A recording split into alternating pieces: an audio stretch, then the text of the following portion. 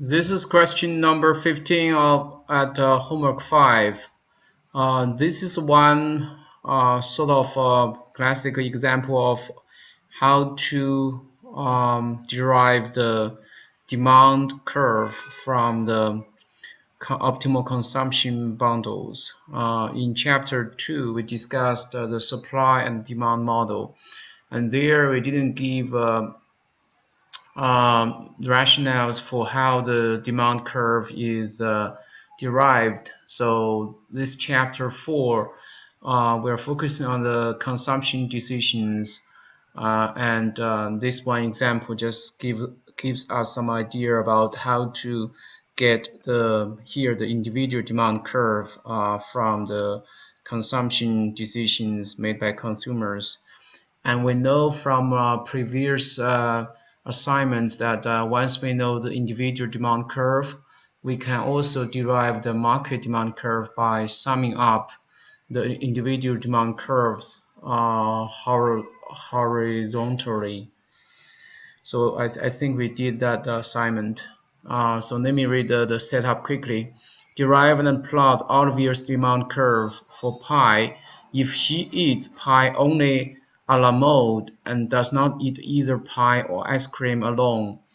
In other words, pie and ice cream are complements, and Olivia's preferences are illustrated by the indifference curves in the figure to the right. Assume the price of the ice cream PIC is $1 and income Y is $12.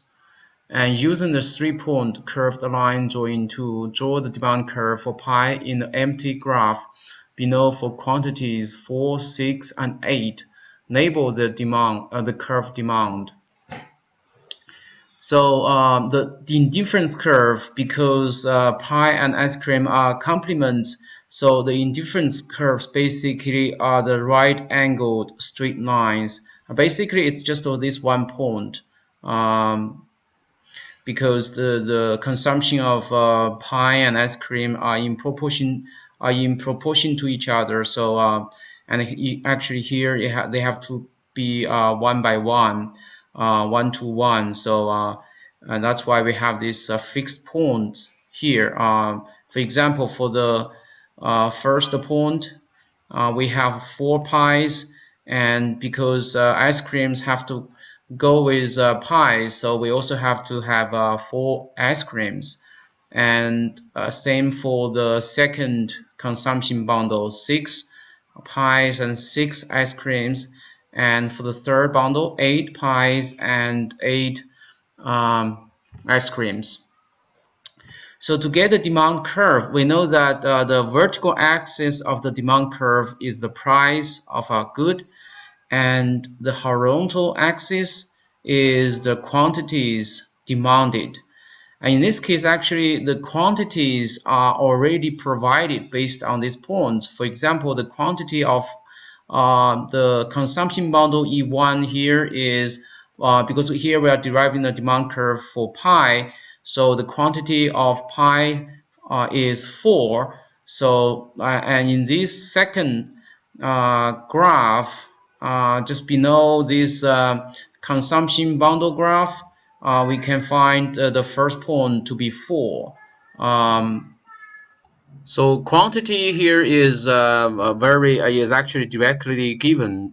We just need to figure out the price, which corresponds to a specific quantity. So for example, when the quantity of pie is 4, or what's the price of pie? And the setup says the price of ice cream is $1, but it didn't give the price of the pie. Actually, the price should vary, should change, because the purpose of the demand curve is to provide the relationship between the price and the quantity.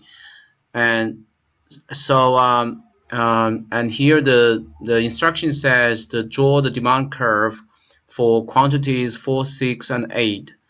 And so we just need to figure out what's the price for quantity 4, and what's the price for quantity 6, and what's the price for quantity 8. So when the quantity equals to 4, we have the E1 here, that's the bundle, and if you look at the budget line, the L1, that's the budget line.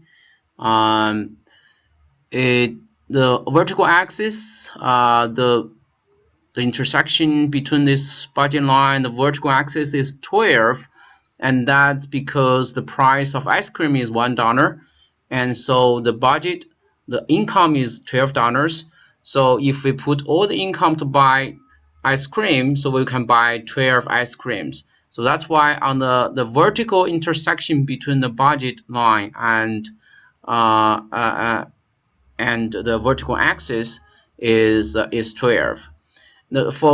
Based on the same rationale, if we want to figure out the price of pi corresponding to the consumption bundle E1, we just look at the horizontal intersection between the budget line and the horizontal axis, which is here 6. So that means if we put all our income to buy pies, we can actually buy 6 pies.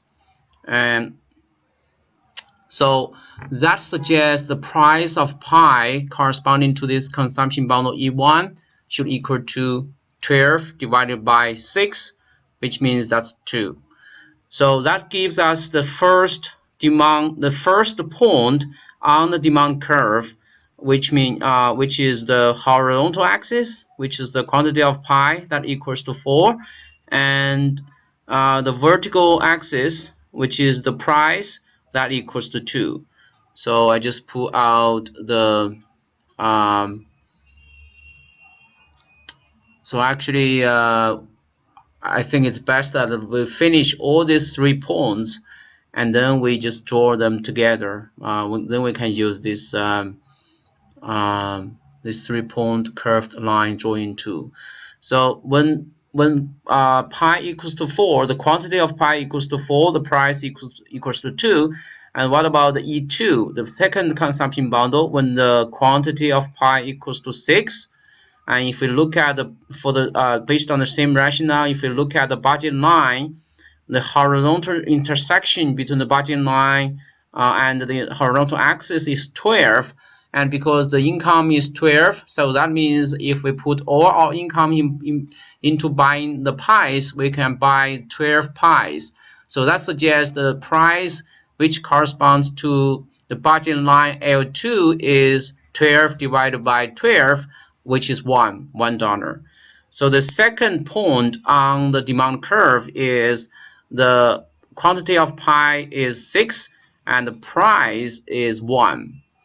And finally, for the E3, the quantity of pi is 8 and the horizontal intersection is 24. So that means if we put all our income, $12, into buying the pies, we can buy 24 pies. So that means the price of pi is 50 cents. All right, so now we have figured out all the 3 points on the demand curve. So now we can just use the 3-point drawing tool to complete this exercise. So again, the first point is 4. The quantity is 4, and price is 2. So the first point is right here. This is a bit slow, probably because I'm recording this this exercise, so that takes up some computing power. So that's the first point. And second point, as we said, the quantity of pi is 6 and the price changes to $1. And finally, the third point, the quantity of pi is 8 and the price drops to 50 cents. So that's our demand curve. So finally, we just choose this as the demand. And I believe that's it. So let me check the answer.